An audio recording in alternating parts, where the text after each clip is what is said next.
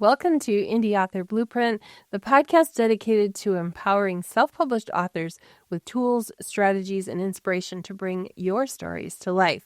I'm Michelle Rayburn, and in today's episode, we're diving into a topic that's often overlooked, but it's incredibly important: professional interior formatting.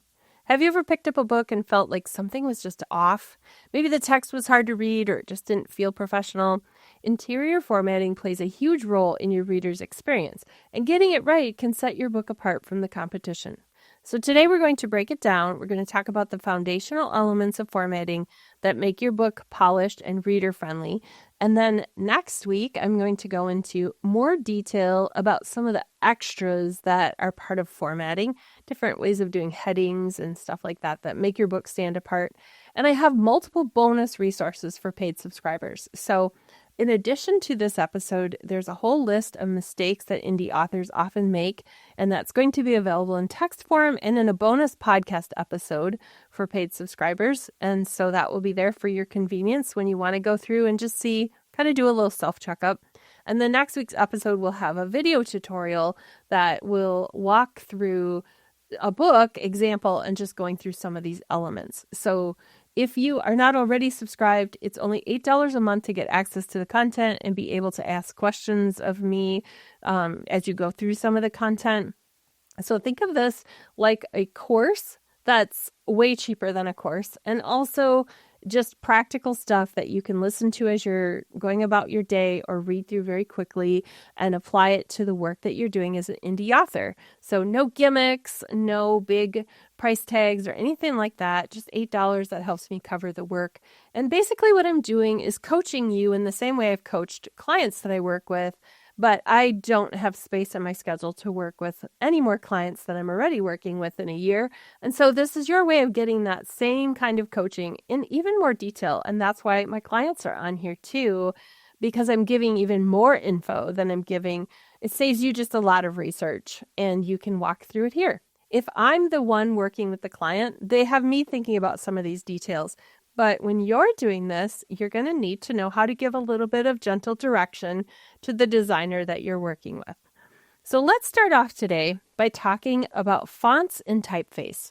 When you're doing the interior formatting of a book, which in the past was called typesetting because there were little plates that had to be made, and there were actually letters and words that had to be manipulated and typeset into a document. It's so much easier because we do this all on a computer now, but we still kind of refer to it as typesetting, but it's formatting. And your first decision is fonts and typeface.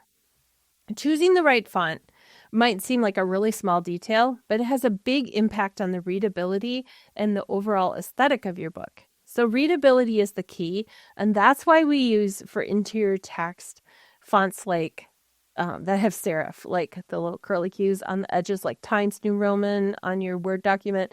We're looking at things like Garamond or Adobe Jensen or Georgia. Those are tried and true ones that are out there. There's several Adobe ones. Caslon is one that I kind of like. They guide the eye smoothly across the page. And then on the digital formats, the reader gets to choose their font. So they might have a sans-serif font, or they might go with Helvetica or Arial. Those are like your standard ones that are on your reading devices.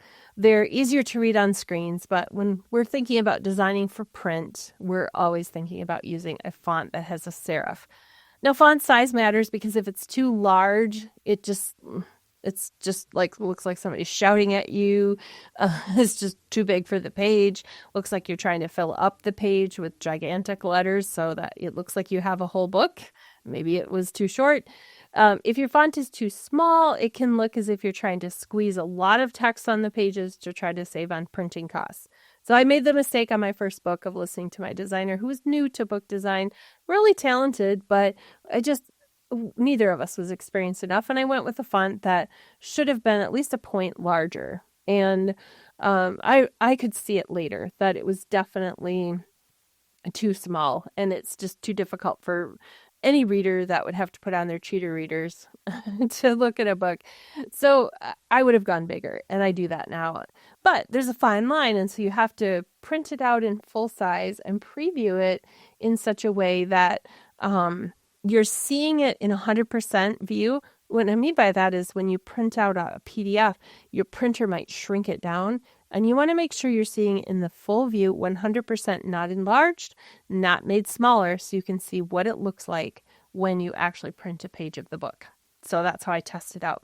Now, make sure when you're designing a book that you're using fonts that are licensed for commercial use. That free font that you really love might not be available for commercial use. So I stick with Adobe fonts or Google fonts that are licensed for commercial use.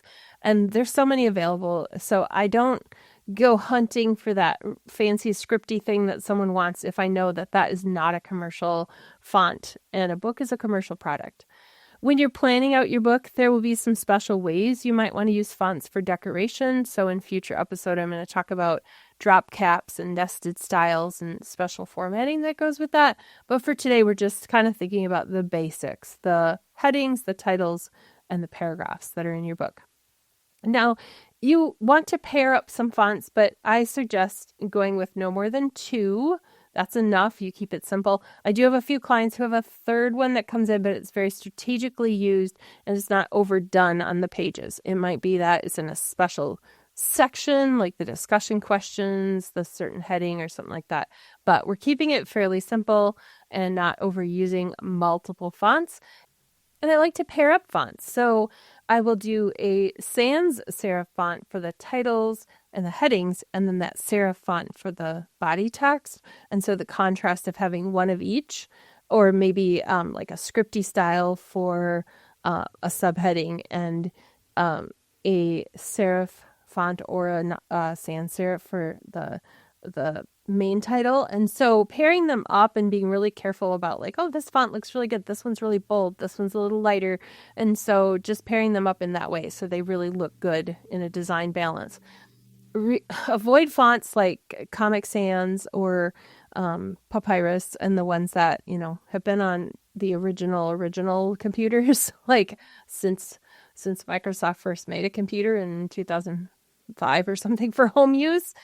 Go away from those Comic Sans ones that just look amateurish. Designers can spot those right away and go, yep, that person liked that it was bold, but didn't know that that isn't a font we use on books. So be careful with that. Okay, I mentioned licensing, so make sure that you're checking those fonts when you're using them and that they are licensed for commercial use. Okay, so maybe you've opened a book and it had a font that distracted you. It's amazing how something so small can affect your reading experience. The other thing that can affect your reading experience is margins and line spacing. Margins might not be the first thing you think of when you're formatting, but they're very crucial for creating enough white space and making sure that the text feels approachable. Margins can vary depending on the size of your book. So a standard trade paperback might have like a 3/4 inch or a 1 inch. I picked up a little teeny pocket paperback that had almost no margin the other day. I was like, oh, wow, the old Harlequin ones didn't really have much for margins because they were teeny little pages. But you'll notice that a bigger cover size might even have a 1 inch margin on all sides. And then you also need to account for the gutter, which is the inner margin where the pages meet the spine. And so you always want to check with the guidelines for where you're having your book printed or your print-on-demand service for what they want there, because some of them want a bigger margin there. And the fatter your book is, the bigger that margin has to be.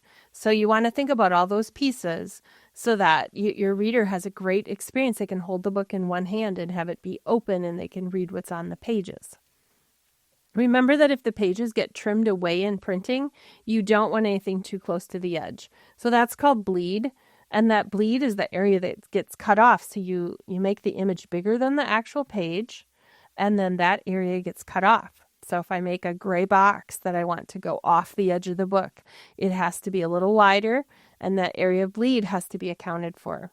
And I want to make sure no important text is in that area that's getting cut off, because your book's going to get flagged and kicked back by the printer, or they're going to just print it and give you a really bad result.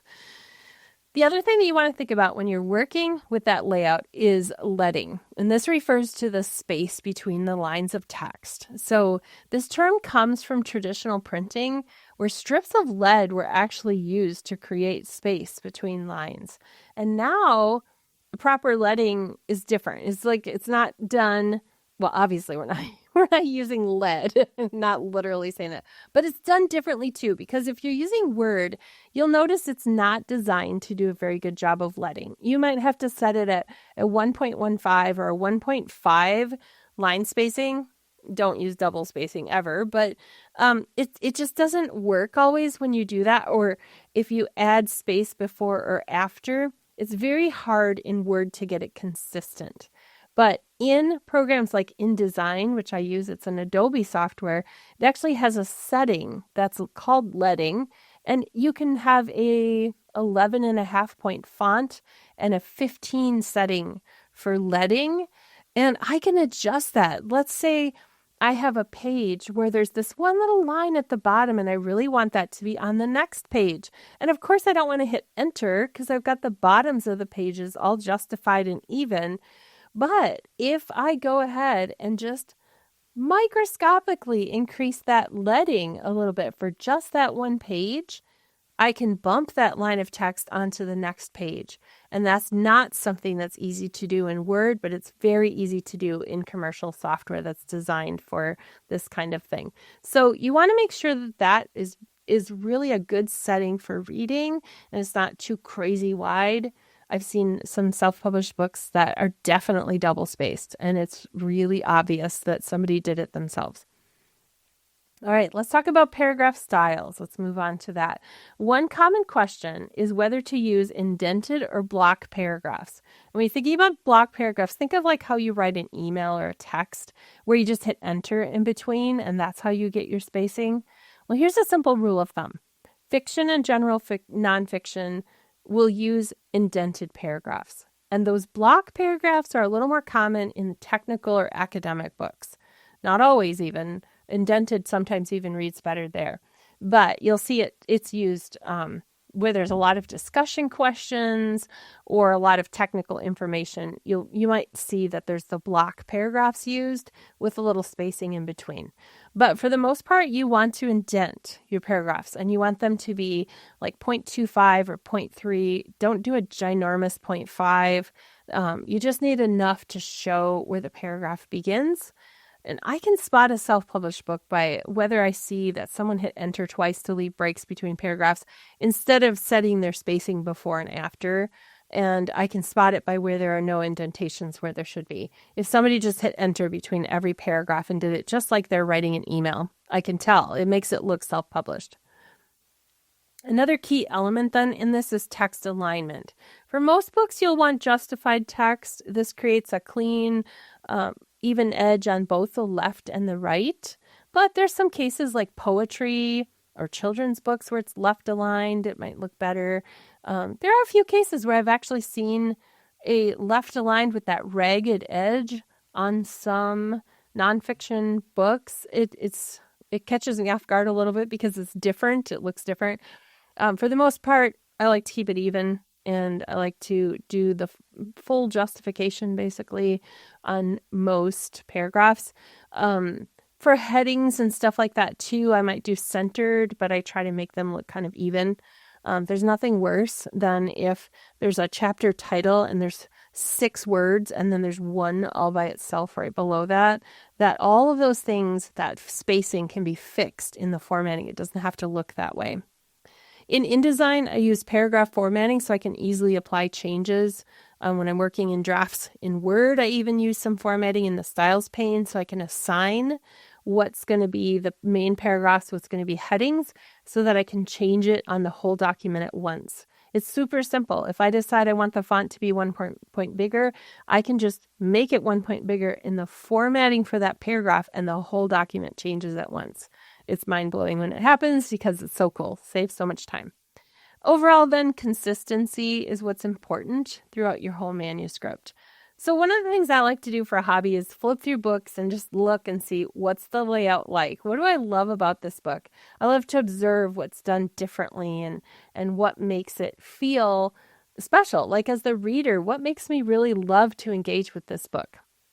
A lot of times it's something about the layout. So before we wrap up, we'll summarize a little bit here, but let's talk about some tools that make formatting easier.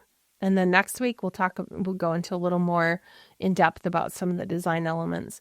So Microsoft Word, good place to start for simple formatting, but really not good for most books. It's accessible and familiar, which is why people are tempted to use it. Microsoft Word was not designed for typesetting and book formatting. You can get a finished result, but it's not going to be the same. I can usually tell that it's been done in Word. So what are the options then if you're not using Word? Well, I would recommend KDP Kindle Create. You can actually do the formatting right online, and you can make your chapter breaks and make your table of contents and all of that kind of stuff there. So I would recommend that as an option if you're publishing there. Some people like Vellum. It's only for Mac users, but it is intuitive and designed specifically for book formatting. I have worked with some people, like just kind of coached and talked through some things with some professional friends who have tried using it, and they did struggle with trying to put photos in it. So it's really better for a novel. If you have a really kind of more complicated nonfiction book, it's probably not going to be the thing for that. And then Atticus is also available. This is software that's a one-time purchase, and then you can use that online. It actually has a writing tool as well where you can use it to organize and write your book and then turn it into a formatted book. So Atticus is for Mac or PC, so that's handy. And then, of course, the gold standard that is the professional's choice is Adobe InDesign. It has the best control over the outcome, but it has a very steep learning curve. And so for people who have worked with Word and then they think, well, it's just the same, it's another program. It's not. There's a lot that goes into learning it. And I'm still learning new things all the time and using YouTube tutorials to learn some things if I can't figure it out. And so you'll have to figure out what is the best tool for you. If you've already been using, say, Photoshop or something to do some graphics, you will have less trouble learning how to use InDesign for formatting a book than if you have never touched that kind of software. And in the end, if you're going to have a lot of headache and you're going to go through a lot of frustration, because I've seen many people have that, sometimes it's just better to find somebody who you can pay and they can do it. And the big concern is, well, I can't edit it when it's done. You know what? A lot of people will make a quick change for you at no charge or really small charge if you decide you found some typos and you need it fixed. They can quickly change it and give you a new file that you can upload, and it's not that difficult. So sometimes it's just worth the peace of mind to have somebody else take care of it because they've learned how to do it, and it's very efficient. Okay, so today, as we recap, we've talked about choosing professional readable fonts. We've talked about margins and line spacing. We've talked about consistent paragraph styles. So next time we're going to talk about the finer details of interior formatting, maybe looking at some things that you don't even notice when you're looking at a book, like the running headers, the table of contents, the front and back matter. So I don't want you to miss that. And for paid subscribers, there are these bonuses. We have the top 15 mistakes that indie authors make when it comes to formatting their books available with this episode. And then I have another bonus next week. So if you have found this episode helpful, I would love it if you would share it with a fellow author or if you would leave a review of the podcast. And don't forget to subscribe for more tips on your indie publishing journey. You will find Indie Author Blueprint on Substack and lots of bonus content there too. So I will see you next time when we keep on talking about book formatting.